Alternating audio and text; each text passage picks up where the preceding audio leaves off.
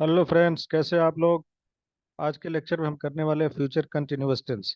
जैसा कि नाम से ही पता चल रहा है, कंटिन्यूअस है ये। और कैसे किधर है, फ्यूचर में। अभी का जो टाइम है, अगर उस टाइम पे हम कुछ काम कर रहे हैं, जैसे if I am talking to you, so इस मोमेंट में, right at this moment I am doing something, तो उसके लिए क्या यूज होता है, प्रेजेंट कंटिन्यूअस। कंटिन्यूअस का मतलब ही है कि किसी न किसी टाइम पे वो काम चल रहा है। अगर वही काम प्रेजेंट में चल रहा है तो प्रेजेंट कंटिन्यूअस हो गया। अगर वही काम पास्ट में किसी टाइम पे चल रहा था तो पास्ट कंटिन्यूअस हो गया। अगर वही काम फ्यूचर में किसी टाइम पे चल रहा है तो उसको फ्यूचर कंटिन्यूअस हो जाएगा। सो ये जानना जरूरी, राइट। तो जो काम फ्यूचर के किसी टाइम पर चल रहा होगा उसके लिए फ्यूचर कंटिन्यूअस टेंस का प्रयोग होता है। तो इसमें कोई टाइम का जो जानना वो बहुत जरूरी है, ठीक है। फाइन। जैसे if I am saying I am teaching English, so at this moment I am teaching English, तो ये प्रेजेंट में हो जाएगा। You are listening to me, you are learning English, तो ये प्रेजेंट में हो जाएगा। बट इफ आई से tomorrow 10 o'clock I will be learning English, तो ये हो जाएगा फ्यूचर कंटिन्यूअस। अभी उसका स्ट्रक्चर देखते हैं।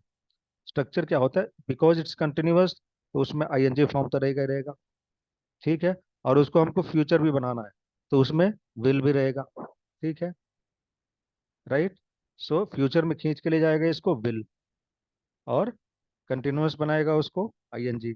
लेकिन विल के बाद सीधे आईएनजी फॉर्म तो आएगा नहीं, उसके लिए हमको एक फोकट में लेना पड़ेगा, ठीक है। सो हो गया, subject plus will, be, and then ING form, जिसको बोलते हैं प्रेजेंट पार्टिसिपल भी बोलते हैं। उसके बाद से जो बाकी सेंटेंस की जो भी चीजें हैं, ऑब्जेक्ट वगैरह, राइट। जैसे for example, I will be playing cricket. अभी इसको हम देखते हैं बिल्कुल सिंपल सिंपल प्रेजेंट से। आई प्ले क्रिकेट, ठीक है। फ्यूचर में कैसे होगा, आई will play cricket, I will play cricket. मतलब फ्यूचर में हम कोई टाइम नहीं बता रहा है, इनडेफिनिट। इसलिए सिंपल जो जो भी टेंस होते हैं ना इंग्लिश के, सिंपल वाले फर्स्ट वाले, उनको इंडेफिनिट भी बोलते हैं, क्योंकि उसमें कुछ टाइम का मेंशन नहीं होता है, कोई जिक्र नहीं होता, right. So I will play cricket, कब खेलेंगे क्या खेलेंगे उसका कोई जिक्र नहीं, राइट। बट कोई टाइम लगा दिया आपने, किसी टाइम पे काम चल रहा है, so I will be playing cricket, I will play cricket, so will be लगा के फिर आईएनजी फॉर्म। सिंपल है, राइट। इसका सेंस क्या है, मैं कल सुबह क्रिकेट खेल रहा होऊंगा। कल कल सुबह मैं क्रिकेट खेलूंगा, अगर ऐसे बोल सकते हैं तो फिर वो सिंपल फ्यूचर में ही रहेगा। मगर किसी पर्टिकुलर टाइम पे वो काम चालू रहेगा, ये बोलना जरूरी है। और इसका यूज बहुत कम होता है, मगर ऐसा नहीं है कि नहीं होता है। जैसे tomorrow when you call me I will be travelling by बस, क्योंकि मुझे पता है कि वो कब कॉल करेगा। वो मुझे मान लीजिए 10 बजे कॉल करेगा, और मुझे पता है कि मैं 9 बजे बस पे चढ़ जाऊंगा। तो उस टाइम पे क्या मैं क्या कर रहा होऊंगा, उस टाइम पे मैं बस बस में ट्रेवल कर रहा होऊंगा, ठीक है। So when you call me tomorrow at 10 I will be travelling by बस, राइट। तो इसका जान लेना चाहिए, यूज कभी कभी होता है। नाउ अभी इसी को हम देखते हैं अपने टेबल पे, ठीक है। ये हमारे पर्सनल प्रोनाउन की list, I you he she it we they, fine. इसका हिंदी वर्जन भी हमने लिख दिया है। और हेल्पिंग वर्ब के नाम पे इस पे जो विल होता था उसमें हमने बी को ऐड कर दिया, मर्ज कर दिया। सो अब ये मान लेंगे कि विल भी हो गया, उसके बाद से ING form. So I will be playing, I will be playing, you will be playing, they will be playing, ठीक है, right. So I will be playing cricket, he will be doing his homework. अभी इसको normal sentence देखें अगर future में, so he will do his homework, यहाँ पे कोई टाइम का मेंशन नहीं है। He will be doing his homework, ठीक है। भले हमने इसमें कोई टाइम फ्रेम नहीं दिया है, मगर उसका सेंस तो वही है, क्योंकि टाइम फ्रेम देने से एक और सेंटेंस या कुछ एक्स्ट्रा फ्रेजेस जुड़ जाते हैं। वैसे भी करेंगे sentence. She will be playing cricket, we will be playing hockey, right. We will be we will be travelling by bus today evening, ठीक है। The children will be doing their homework, fine. So we will be travelling by bus today evening, इसमें time हमने जिक्र कर दिया। और आप चाहें तो इसमें कुछ ना कुछ ऐड कर सकते हैं। व्हेन यू कॉल अस, जब आप हमको फोन करेंगे उस टाइम पे हम ट्रेवल कर रहे होंगे, राइट। सो इसमें बस वही चीज है कि कंटिन्यूअस तो है, मगर कब है कंटिन्यूअस, अभी नहीं है, पहले नहीं था, आगे है। अभी से आगे वाला जो भी टाइम है वो फ्यूचर है, चाहे 1 मिनट आगे हो, चाहे 2 मिनट आगे हो, या सदियों आगे हो, ठीक है, फाइन। अभी इसके एप्लीकेशन देख लेते हैं। बेसिकली इसका एप्लीकेशन देखा जाए ब्रॉडली अगर तो एक ही है, लेकिन उसके फर्दर क्लासिफिकेशन करके समझने के लिए थोड़ा आसान होता है, राइट। जैसे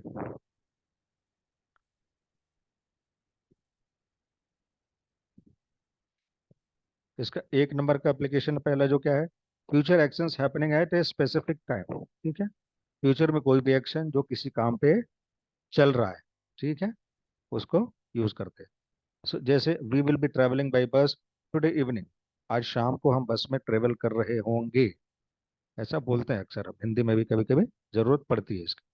सो I will be watching news at 9 p.m, I will watch news, ठीक है, दैट इज फाइन। बट 9 बजे मैं क्या करता मिलूंगा आपको, अगर 9 बजे आप मेरा दरवाजा खटखटाते हैं तो मैं टीवी देखता मिलूंगा आपको, right. That is the sense. दूसरा, predictions about a specific time in future, ये तो हो गया नॉर्मल एक्शन। कोई चीज हम प्रिडिक्ट करते हैं, जैसे मान लीजिए कोई बंदा जा रहा है, हम उसको बोल रहे हैं अगर तुम टाइम से नहीं गए ना, so you will be reaching late, right, you will be reaching late. या it will be raining when you reach, मतलब एक प्रिडिक्शन कर रहे हो, क्योंकि तुम, बिकॉज यू स्टार्टेड लेट, क्योंकि तुमने लेट शुरू किया है, सो जैसे तुम पहुंचोगे वहां पे तो बारिश हो रही होगी, तुमको बारिश वहां पे मिलेगी, पानी बरसता मिलेगा, that is the sense, okay. So it will be raining when you reach, when you reach, अगर अधूरा लग रहा है तो इसमें कुछ ना कुछ डाल दीजिए, when you reach there, when you reach your destination, when you reach the station, right. If you reach late it will be raining, उसी को हमने रिफॉर्मुलेट कर दिया। If you reach late it will be raining, it will be raining there, fine. तीसरा application है इसका, politeness के लिए भी यूज करते हैं।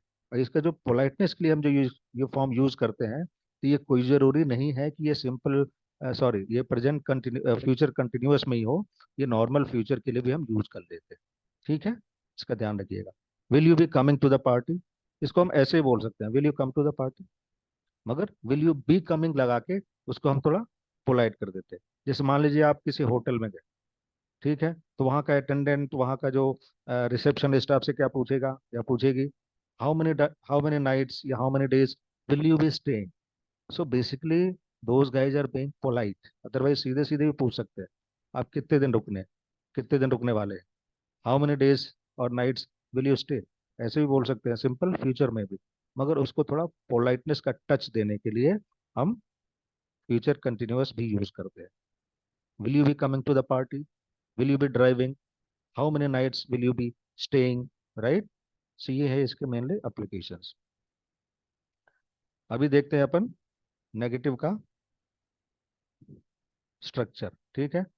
अभी जैसे मैंने पहले भी बताया हुआ, अगर किसी सेंटेंस में हेल्पिंग वर्ब कोई सा है तो उसके आगे सीधे सीधे नॉट लगा देना है, वो हो गया नेगेटिव। अगर हेल्पिंग वर्ब नहीं है तो हमको जरूरत के हिसाब से टेंस और सेंस के हिसाब से लेना पड़ता है, तो इसमें ऑलरेडी है, right.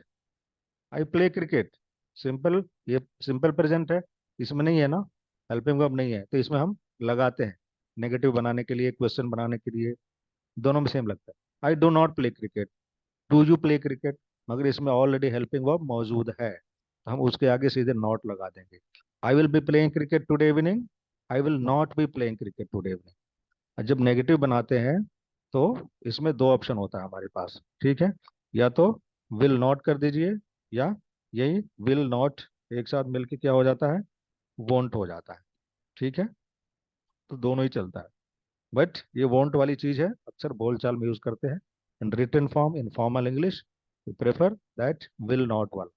So I will not be playing cricket today evening, right.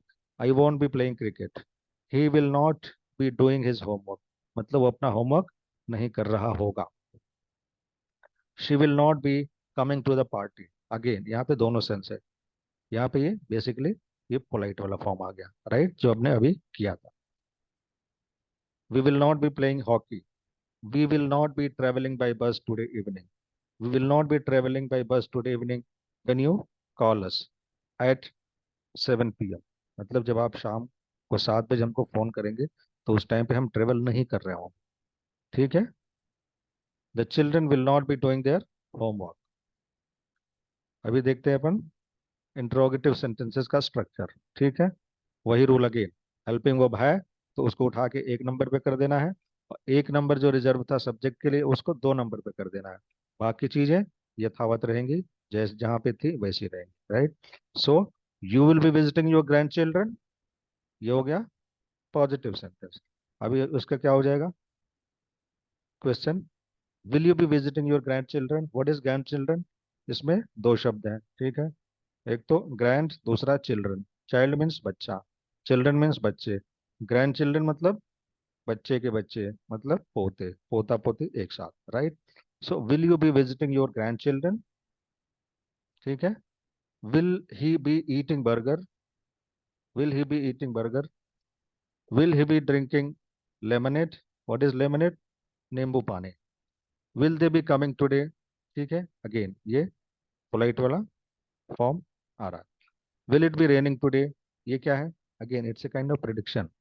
Prediction मतलब एक क्वेश्चन के रूप में, it will be raining today, you are not sure but still you are saying this, that means it's a prediction going on in your mind. So will it be raining today, what will they be doing, what will they be doing today, fine. वो आज क्या करेंगे या क्या कर रहे होंगे, fine. सो जो पोलाइट वाला फॉर्म आता है इसका, वो सेंस देता है नॉर्मल सिंपल फ्यूचर का। When will she be coming, when will she be coming, okay, right. अभी देखते हैं अपन इंट्रोगेटिव नेगेटिव, यानी क्वेश्चन भी है और नेगेटिव भी है। इसके लिए सेम क्वेश्चन वाला स्ट्रक्चर रहेगा, और सब्जेक्ट के बाद हम नॉट लगा देंगे, या जो विल पहले है उसके साथ नॉट को चिपका देंगे, तो वो वोंट बन जाएगा। दोनों ही चलता है, राइट। बाकी चीजें जहां पे थी वहीं पे रहेगी। So will you not be coming today, okay. You will be coming today, normal positive. Will you be coming today, question. Will you not be coming today, negative question, यानी interrogative negative. Will he not be eating burger, उसी को will not को एक साथ लगा दिया, तो फिर सब्जेक्ट के बाद जो नॉट वाला है उसको नॉट को उड़ा देंगे और विल में चिपका देंगे, so that will become won't, ठीक है। So won't he be playing the bill, paying the bill, क्या वो बिल नहीं पे करेगा? Will they not be coming today, fine. सो इसमें ध्यान देने की बात यह है कि फ्यूचर के किसी टाइम, पर्टिकुलर टाइम पे, किसी स्पेसिफिक टाइम पे जो काम चल रहा होगा उसके लिए हम यूज करते हैं, बाय रूल उसके लिए यूज करते हैं future continuous tense, future imperfect tense. पर इम्परफेक्ट इसलिए क्योंकि काम चल रहा है, काम पूरा नहीं हुआ है। और इसके एप्लीकेशन हमने देख ही लिए। बाकी टेंस हमने पिछले वीडियोस में कवर किए हुए हैं, जिन्होंने नहीं देखा है जाकर जरूर देखें। So till then keep practising, keep revising, see you in the next session with another form of tense. Till then, bye bye.